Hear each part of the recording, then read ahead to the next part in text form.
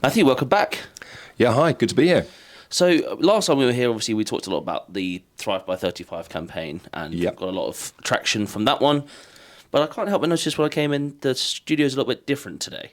You noticed. Yes, we have a little award that we won the other day, last week, which is very exciting, from the Family Business United.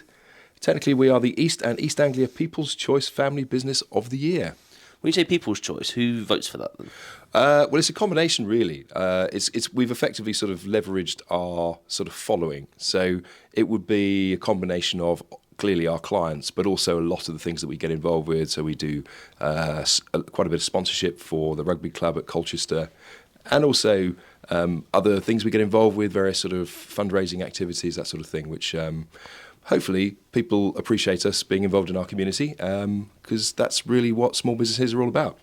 Well, I mean, it's paid off, and I think it's brilliant. Those events, you say it's Family Business United, so it's lots of like-minded family. Yeah, businesses. it's really exciting. It's not industry related, nothing to do with financial services. It is literally every family business in the UK. So it could be from JCB, James Dyson, right down to a local plumber. So Okay. it's anybody who runs their own effectively family business.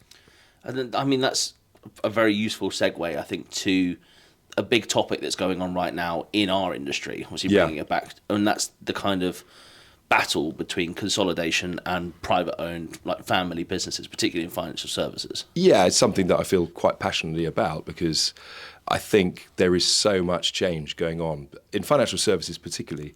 The market's really shifting in terms of how businesses are structured. There's a lot of consolidation. The tax system doesn't help. But what it's creating is a place where, in my view, client outcomes are secondary to short-term profit. And I just think that's all wrong. And what do you think is kind of driving the shift? Like you said, there's a lot of money flying around, particularly in our industry, from these consolidators. What would you say is kind of the big issues or big temptations for people? I think there's a lot of issues at play here.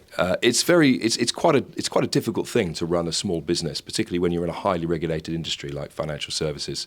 So I think there's a lot of people who are just fed up, and they see an opportunity. Somebody rings them up and says, "Oh, would you like to sell your business?" They'll dangle a big fat 7-figure number in front of them, and it's quite tempting. You know, who wouldn't be tempted by that? Well, hopefully not you, I presume. Absolutely not. That's good. But I know we've spoken it, and we've seen lots of these kind of consolidators come in, and with that has kind of brought changes to the industry. And I know there's been a lot of push with technology. Obviously, it's a big talking point for every industry, but there's a lot of talk with it here. Let's not. It's not all bad. I mean, you know, the fact is that you get big private equity companies with deep pockets, and obviously their objectives are consolidation, yes, but it's also about making businesses more productive. But the counter-argument to that is, why would a small business not be doing the same things? So when it comes to things like the adoption of AI, for example, there are obvious synergies and obvious opportunities in things like financial services, which is so service-led, where you can leverage the power of AI to effectively create a more productive business. I think that's a big thing to talk about, is the kind of adoption of technology, not the replacement of people, isn't it? It's a way to utilise it to make people more efficient rather than just straight up replacing. And it's kind of complementary to what you're doing. So, you know, if you've got a note-taking system that can put all your notes in order, that's quite exciting. It makes you effectively more compliant. I mean, there's systems now that can even identify if a client has got vulnerabilities. Yeah, it's incredible. I mean, some of the systems we've been piloting have been really, really impressive. And I presume that as well, from a people point of view, that's really beneficial for being an advisor, because you can spend more time actually getting to know the client and understanding them, rather than being up and down into a notebook, into a laptop during a meeting. Yeah. Oh, look. I mean, you know, we work in a very people industry. The people who are successful in this industry often have very, very good emotional intelligence. Doesn't mean they love paperwork. I'll be the first to admit that I don't love paperwork, and if I can get some help with a bit of technology that's going to help me achieve that, then, you know, all power to it, really.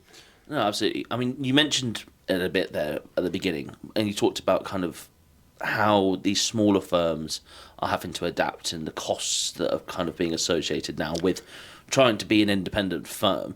Can you highlight a little bit more about what those kind of stresses might be for people that aren't in the industry? Yeah, it's Sorry, I'm a bit lost on that one. I'm trying to think of my answer. So I think obviously we've had a lot of changes with national insurance. We've had lots of changes, like you said, with consumer duty, where you're having to spend more time to be just the base level of compliance. Is that a big pushing point for why people might, like you say, be looking? Oh, sure, yeah. I mean, I think I've been in the industry 30 years, and technology has changed the industry massively. But actually, does it mean that you spend less time from start to finish on a particular case? Well, the answer is probably no.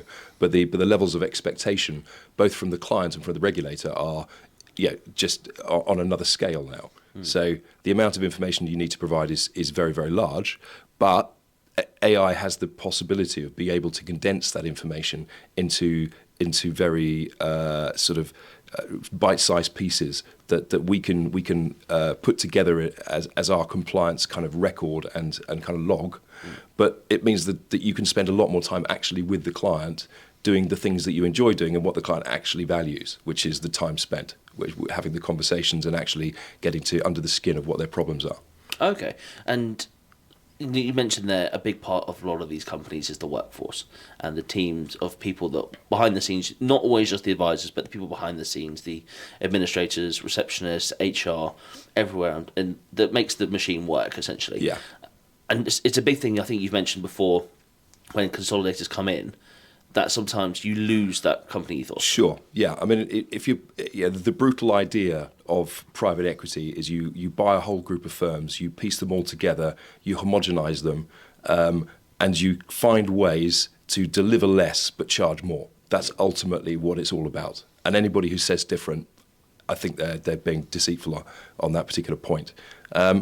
So I think, but the important thing is, if you are a small business and you want to stay a small business, it's important that you keep up with the technology, but maintain all the things that make you special, make your unique selling points, which is very often the people.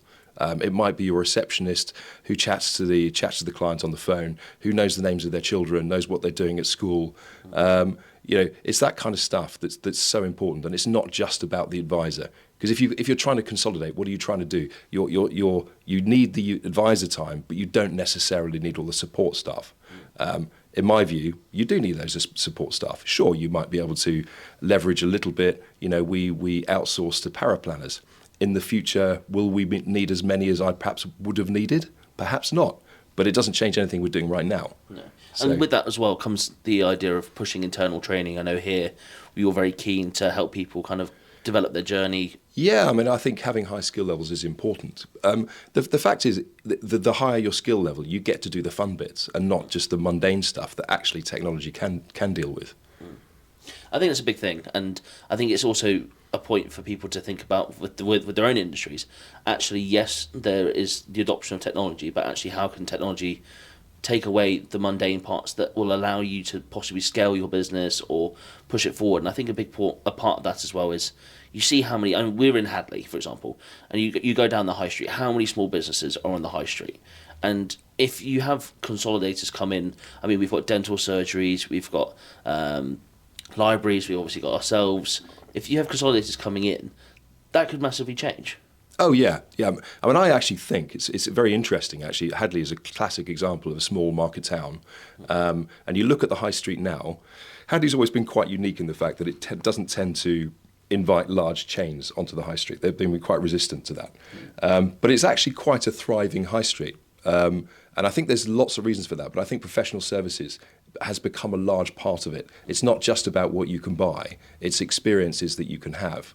And if it's on things like whether you're seeing an estate agent, a dentist, an optician, accountant, financial advisor, you can actually spend time with people in one place, which is really nice. And I think people do appreciate that.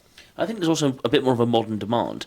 I think we've kind of see it going in full circle again, where everything was on the high street, and then a lot of stuff moved to retail parks or maybe out of the town centre because costs became too much, or they wanted to try and drive footfall by giving people more options to park. It's almost seeming like it's coming full circle again. People are kind of wanting to help high streets again. I think that's right. And I mean, you can very much create your community on the high street. Whether it's the local coffee shop or the local pub. you're creating little hubs. I mean, I know we have things like working men's clubs on the high street. We have estate agents. We have got a men's shed, which is quite interesting. Which is a whole other conversation. But there's so much going on. There's so much community, and you find it by coming to the high street. Absolutely. And I mean, just to bring it back to our services, you're not alone in this thinking, are you, with the idea of the independent firm staying independent? No, absolutely not. I mean, it's really interesting just talking to local traders in our town. I was literally sitting in the dentist's chair the other day talking to my dentist about this very subject. And I think we have a shared ambition and a shared goal. So if we can develop professional services on the high street, who knows? Maybe that's going to be the saviour of our high street. I mean, it'd be brilliant to maintain. I mean, these parts of the world are so rare nowadays, with actually flourishing high street, with lots of new shops opening up, but also the ones that are there for longer than a year, 2 years, because that's what you normally tend to see more of now. It's the boutiques that pop up, but then unfortunately they don't get the footfall. Yeah, I think it's often down to the people who actually control the businesses. I mean, my wife is better at this than me, but I know there's quite a lot of quite sort of boutique-y type dress shops and that sort of thing. And I know one of the ladies in particular, and I'm sorry I don't know her name, but she's phenomenal. I mean, she obviously has a great following on the high street, but she also has a huge following online as well. And she really, really knows how to develop and promote her own business. Well, I mean, it's brilliant. So just, as a roundup then, obviously you talk about the difference between private equity and personal finance and independent financial advisors. Yeah. For the people who maybe don't know, what would you say are the major differences between a private equity-owned financial advising firm and an independent IFA like us? Yeah, good question. There was another IFA I spoke to quite recently, and he put it very succinctly. He talked about something called impatient capital. Mm-hmm. The thing about a private equity company is they tend to have an objective, and it tends to be a relatively short-term objective. It's basically get a group of businesses, whatever the industry might be. It could well be financial services. You put those businesses together. You find ways to rationalise. But the ultimate goal is to sell it on at a profit. So it could be looking at the people who work in that organisation and trying to work out who's the most productive. But the problem with it is it tends to have a very short time horizon. So, and of course, when you're talking about financial services, you're talking about families, you're talking about multi-generational problems. So it's important that you have a business that the client can feel secure is actually going to be there. Yeah. It's not just about them, it's about their children and perhaps their children's children. So, and obviously, I'm not always going to be there. Unfortunately, there's certain limitations on my life, but that's why we have a young team. We have 5 advisors, I believe, who are 30 or younger, which is fantastic. So, hopefully those guys are going to stay and we'll provide that continuity over the next 20, 30, maybe 40 years. I think it's important to point out that 2 of those are actually your sons. Yes, absolutely. We are very much a family business. So both my sons are involved. Actually, my daughter's involved as well when she's not singing. This is true. So she's involved on a more peripheral level. But it's not just about my sons specifically. We have a great team, a great group of people. We're all out for a curry last night, which was lovely. And they all know each other. A lot of them. Harry, I was coaching you rugby when you were 10. Yeah, so this is true. we've kind of grown up together. And I think that really comes through. I mean, obviously, we've been lucky enough to be recognised for that from the Family Business United on not just this year, but last year as well. Yeah, but I think absolutely. It also ties in with the kind of ethos of what we're looking to do. We're looking to help people and their whole family as a family, and the issues they might be going through are something that we might be going through ourselves with the business. Yes, yeah. I mean, this sort of, this takes us on to things like the Thrive by 35 initiative that we're doing. A typical client from a small financial advice practice like our own, they're going to be aged somewhere between 50 and 80. It would be typical. Yeah. But obviously, that's cutting out a massive, massive part of the population. And everybody, well, not everybody, but many people have families and children who are likely to be the wealthy people of tomorrow. So it's really important we engage with them and they have a positive view of what we do. And I think it highlights again, the last episode that we did of this, where we talked about the Thrive by 35 campaign and the big thing about education for the next generation coming through. Yeah. Since we did this last podcast, and we talked about it, and we've done some videos, and we went to the Hadley show, and we met other businesses, and we asked them, what was it, 20 general knowledge finance questions. Yeah, it was good. It was good fun. The amount of people that said, I wish that I'd been taught this at school, Yeah. or I wish that my kids knew this, was quite terrifying, actually. Yeah. But it showed that there's a massive need to have, for example, like the Thrive by 35 campaign that's coming in. Not only is it providing the financial advising side, but also the education of teaching younger people the importance of budgeting, to talking to you about how you get mortgage ready. Yeah. And I'm right in thinking that in the next few weeks or so, you're going to have the first one of your kind of presentations, aren't you? Oh, well, for the Thrive by 35? Yeah. Yeah. Well, the idea is to have a little forum where we create a little sort of community. And within that community, obviously, people are going to have the same problems, same issues. Yeah. So we can highlight those issues, and people can ask, what may seem like an obvious question, perhaps is something that everybody's been thinking they don't like to ask because they don't want to feel silly. Yeah. So it was interesting. I spent time with a new client, a Thrive by 35 client, yesterday.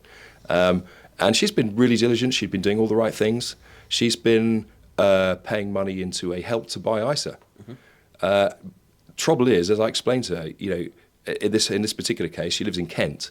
The average house price in Kent is upwards of £300,000. A Help to Buy ISA, yes, you get a government uplift on the contribution, but it only applies for properties up to 250,000.